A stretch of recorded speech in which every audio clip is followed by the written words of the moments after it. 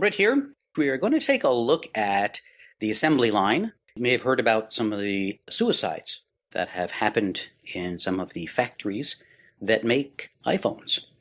You may have heard about the huge number of iPhones that are being made, and everyone's going to have a smartphone very soon. So where are these being made? And that's something we don't think about that. I mean, we don't think about that when it comes to our food, right? We just assume that the animals we eat are roaming wild and free. And so we often don't think about our electronics, our gadgets, but sometimes we do, right? You think about who makes the shirts. It says made from China, right? Made in China. What do you imagine, right? You hear about sweatshops and things like that. So when I saw this story in the cover of Wired magazine, let's see, it's the March 2011.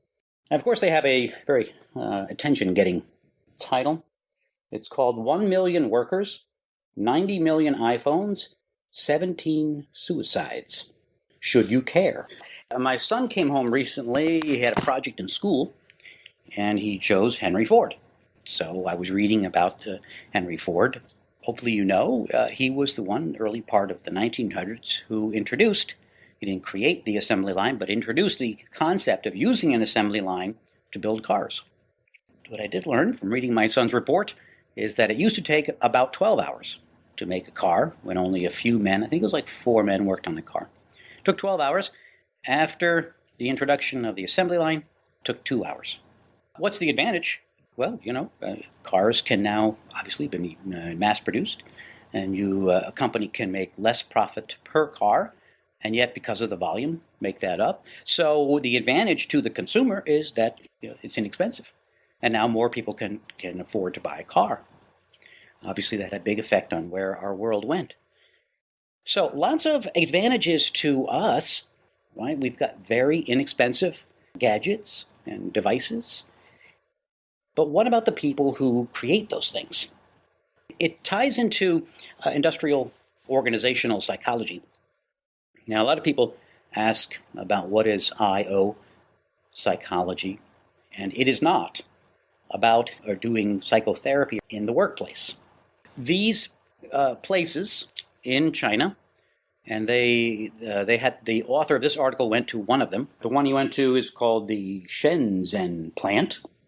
And he says here, southern China. And the author who visited this plant said that it's the truth about what it's like there is somewhere in between our worst fears and our belief that most of these are made by robots. I mean, you might be thinking that, right? So many of us have seen pictures of cars being made by robots, and you do see robots making computer chips. So maybe you imagine that the way to make millions and millions of phones is to do it by robots. Well, no, there are lots and lots of people who have these jobs essentially working on assembly lines to construct our devices.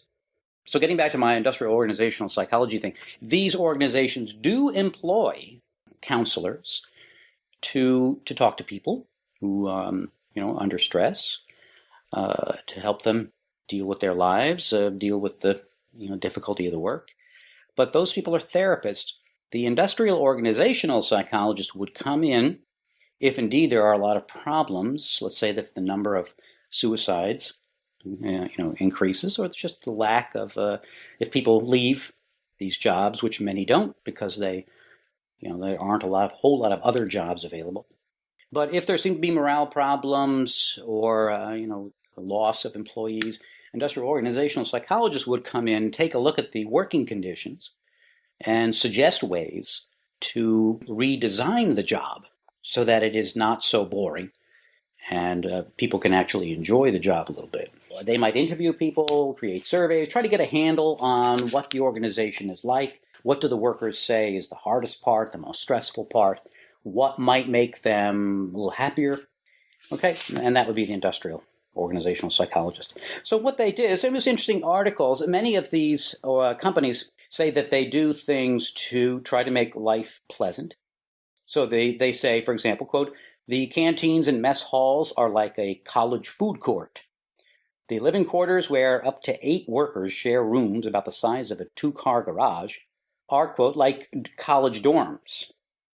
Okay, so the avenues and boulevards in the industrial parts of the campus are like malls.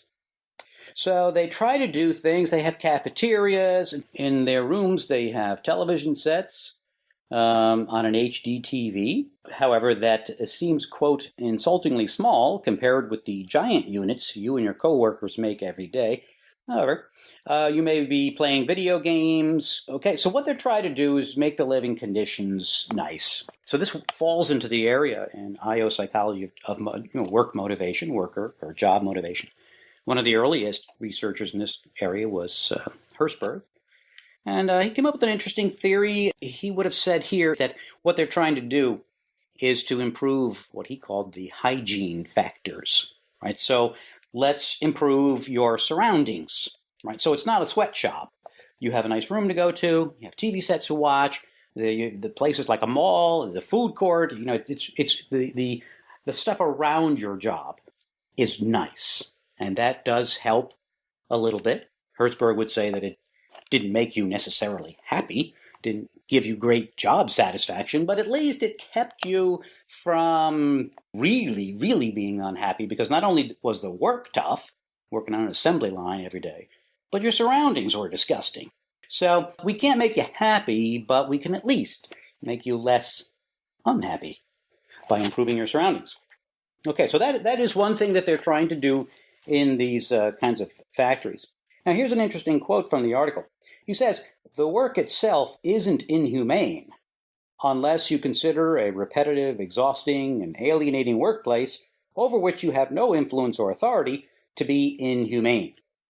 But this would pretty much describe every single manufacturing or burger flipping job ever."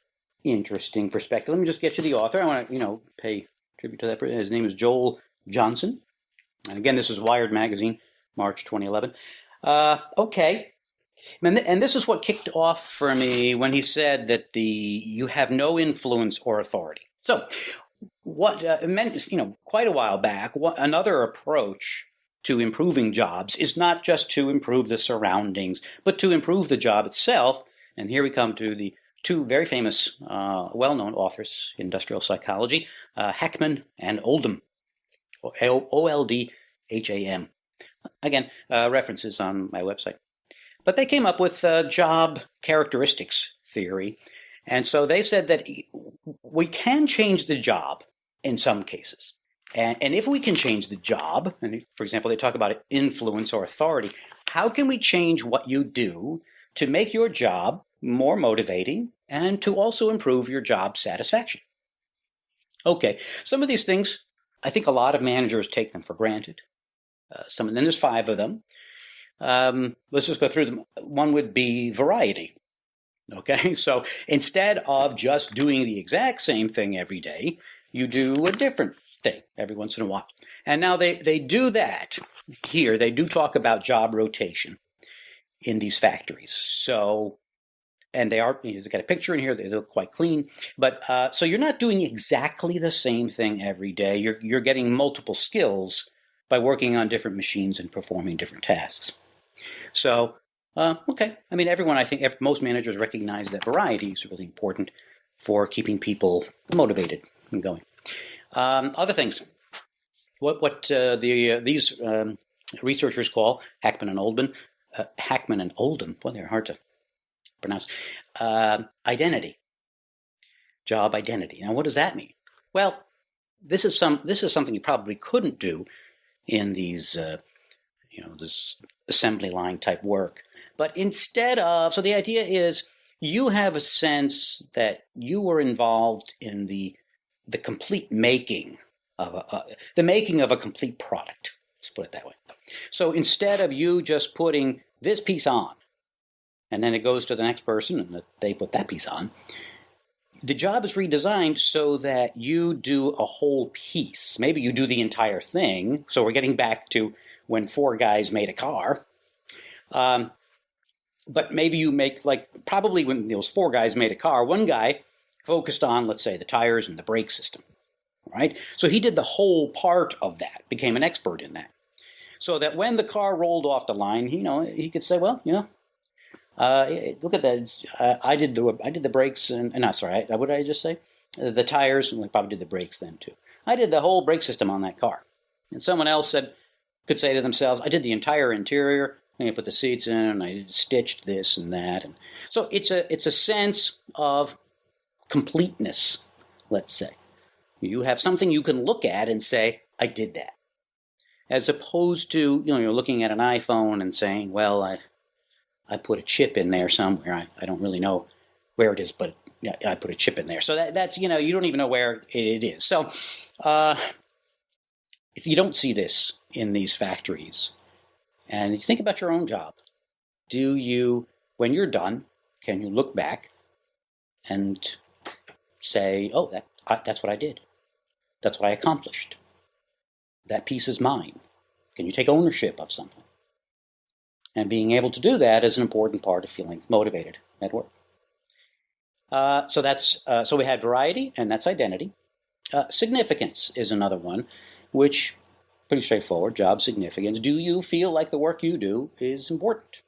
Now, if you're working in a factory and you're making, cell phones, do you think that cell phones are important? And this is a kind of a perspective thing, and this could differ from one person to the next. Right? One person might say that, hey, look, phones are the ways that people connect, that families connect with each other, and that's a good way to look at what you do. In fact, when we look back at one of the previous episodes, I was talking with Adele Faber, and she mentioned these workers who were building a building, and when somebody says, "What are you guys doing?" One guy says, well, I'm moving these bricks from here to here. And the other guy says, well, I take the bricks and I pile them up. And the third guy says, I'm building a cathedral. So her point there was perspective. So if you can take that perspective, then that's probably going to help. If you can see a broader picture to what you're doing, then you'll have job significance. And what managers can do is to help employees keep that connection, because day to day you may not feel like, oh, geez, I don't even know what I did today. But if someone can remind you, hey, look, you do this, and this helps society, that can help you feel more motivated. All right. So variety, identity, significance. Then some things I mentioned here, autonomy.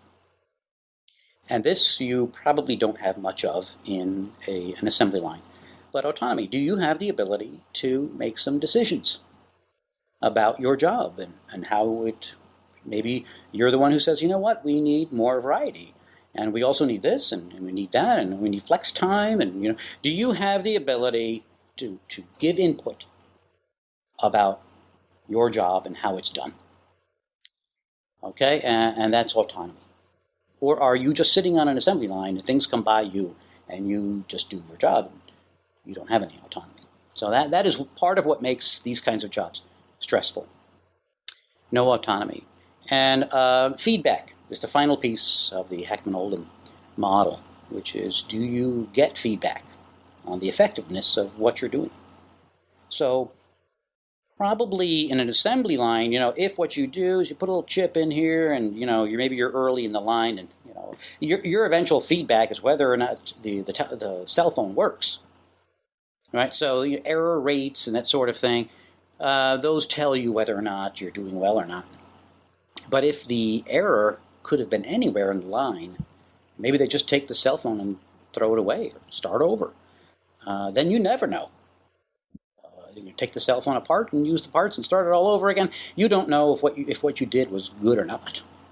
And we all want to feel a sense of effectiveness. We all like to feel that we are good at something and we feel good about it. Think about the guys who made the cars again, right? They could see the car roll off the line, and if it fell apart, they know they didn't do a good job.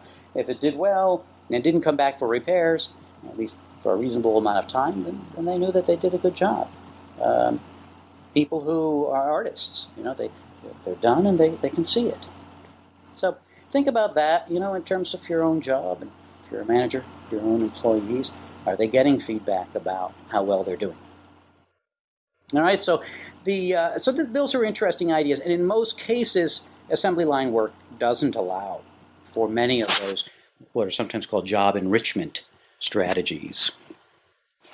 And so, no big solutions in this article, other than to say that these plants are trying to respond by doing many of these what we call the hygiene factors. And he says that overtime is not rampant, but so you have to look at the statistics. At least you should consider them. You've got 1 million workers and 17 suicides. It's two ways to look at that. You really shouldn't have any suicides. So you got to look at that, and the fact that these buildings have nets around them so that people won't, or if they do jump, they'll be caught. That's like, oh boy, that's hard to believe. But sure enough, these buildings have nets around them. So the conditions aren't great. Maybe someday we'll have more intelligent robots who can do the work that these companies obviously feel that human beings need to do. Something to dwell on, I think, where your gadgets come from, who makes them, and what is it like for them and their jobs. Probably not a lot of flexibility there, but luckily in much of the world, we do have some flexibility. Okay, take care. I'll see you next time on the Psych Files.